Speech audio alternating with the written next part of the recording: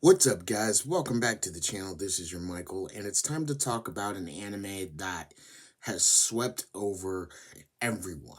It is an anime that, if you want to just turn your brain off and have a real ride and have a real fun experience, this is the anime for you. And I think, quite frankly, this is truly a gem. I think, in the anime world, and a lot of people are talking about it. A lot of people are loving it, and a lot of people can't get the theme song out of their head. Don't ask me to try to sing it for you because I'm probably going to mess it up. What anime are we talking about? We're talking about an anime that the color palette makes you feel like you're on a whole bunch of, well, let's just say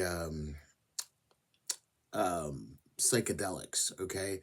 But it's really super cool, and I'm really enjoying it. Now, normally, I don't review an anime until after it's over. That's kind of like my policy. But I wanted to share this one with you because a whole bunch of people are talking about this anime, and it's really good, okay?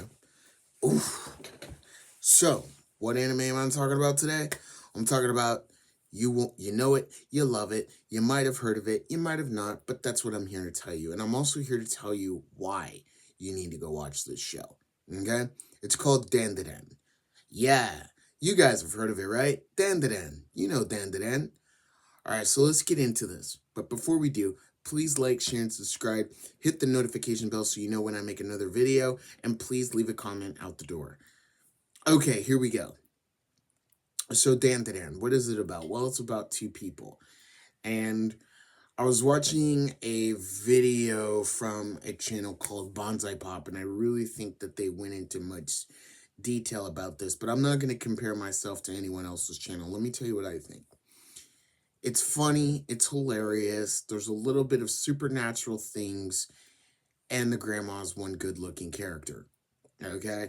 So, first we start off with Momo Ayase, who, ever since she was a little kid, she's been learning how to fight yokai. What are yokai? Well, yokai are like Japanese um, evil spirits. Okay, so think of like bad ghosts, demons, that whole realm. Yeah, okay. And so she's been trained, but the thing is that she resents her grandmother, who her grandmother is like really powerful in this stuff, really good at exorcising demons, and she's also kind of a bit of a psychic and everything like that. I mean, like, she knows what to do, okay? She's like your usual anime sage, okay? But anyway, so like, but she resents her grandmother, Momo does, because, essentially, like, she just wanted to be a normal kid, and she also got bullied for it. She got bullied for knowing all this stuff and what have you ever since she was a kid. And so she's kind of built up some layers around here. Okay. That's character number one. Yeah. Character number two, we know as Okurun. Why is he named Okurun? Well, simply because Momo Ayase gave him that name, simply the fact that he shares the name of a famous actor that Momo Ayase likes, and Ayase does not like the fact that this kid who she calls Okurun has the same name as her favorite actor. Okay. What does Okurun get into? Well, Okurun is into paranormal stuff, like he's into like UFOs and aliens and stuff like that, and he has been bullied all of his life too. And basically, unlike ISA, who just kind of built up layers and whatever like that, Okudern just accepts that he's everyone's punching bag. Okay?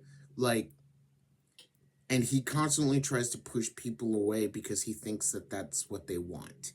He thinks that no one wants to hang out with him because he's interested in aliens and he's interested into the supernatural, paranormal, everything else side of things.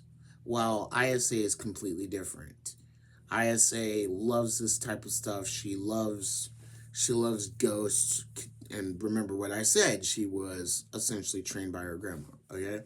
So, episode one, basically, they meet each other and they both dare each other to go into different places. one for Okarun, he's supposed to go to a place where ghosts the mo- ghosts are there, and he's supposed to get possessed by one, which he does, by this one evil granny named Turbo Granny. And if you want to know what Turbo Granny is like, I suggest you go watch the show because she's pretty funny.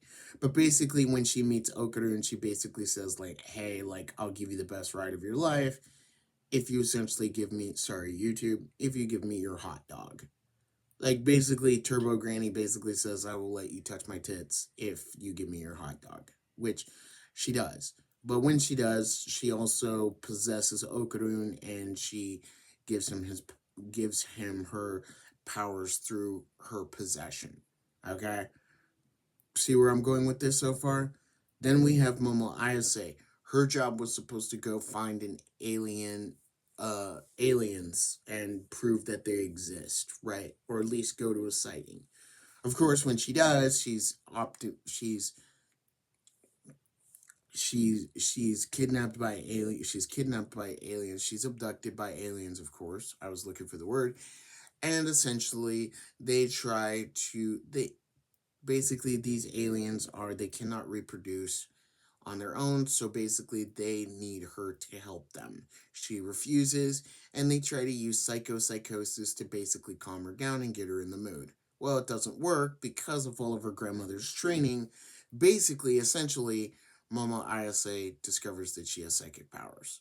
Okay, and this isn't your usual anime thing. It's like, oh, I have powers now. Okay. This isn't like your usual superhero thing. It's like, oh, I have powers now, so I have to go do my own thing. Like I have to go be a hero. No, it's basically Ayase learns that she can use her psychic powers to keep Okarun's curse under control. And all the while, in the meantime, they're they're doing everything they can to live kind of normal lives. Okay. But the cool thing is that two opposite people who really have essentially you would think nothing in common have a lot in common. They both get into what I would call nerd fights because, talking about aliens and talking about supernatural things and everything like that, right? And then of course with Okarun, he feels like nobody wants to be around him, and yet with Ayase, he feels that there is someone there. There's someone there that actually cares about him. Someone there that is actually wanting to talk to him. Someone who actually wants to hang out with him, right? And for Ayase, her thing is just she's not being bullied. She doesn't feel alone anymore. And yes, even though she has friends and she's probably one of the popular girls, but at the same time, she can actually talk about her nerd side. She can actually go into it with Okarun, and that's really cool. In fact, Okarun decides that he wants to get stronger and he wants to work out, not because he's got a curse on him, not because he wants to go out and find his schlong with his grapefruits. No, no, because that's one thing he has to do. No, he wants to get strong because he doesn't want to feel like a failure. He wants to be able to protect the girl that who he wants to protect his friend because he never thought that he would actually find a true friend. Yes, there's a lot of romantic undertones in this story, but for the most part, it's just a couple of high school kids just becoming close friends and doing the supernatural deal, right? Oh, and also looking for Okarun's grapefruits and hot dog. Try and figure that one out. Anyway, remember what I said about the color palette? The color palette's really cool because during the battle scenes, I heard reference that it's kind of like, like, like dancing like a late night party or something like that. And I guess I could see it. But I would also say, sorry, YouTube, this is not safe for kids. But I would also say, too, that Dan, the battle scenes, whenever they're battling with aliens or they're battling with the supernatural, the, the battle scenes are kind of like you're on LSD. And the cool thing is, it's so sci fi and psychedelic that it's really, really awesome. Because Each one of the colors lets you know what the characters are going through. Essentially, for Dandadan, it'll make you laugh, it'll make you cry, and then it'll also make you question things. Like, I don't know, you figured that out. Yeah, anyway, if it sounds like I'm all over the place, it's because that's what Dandadan does.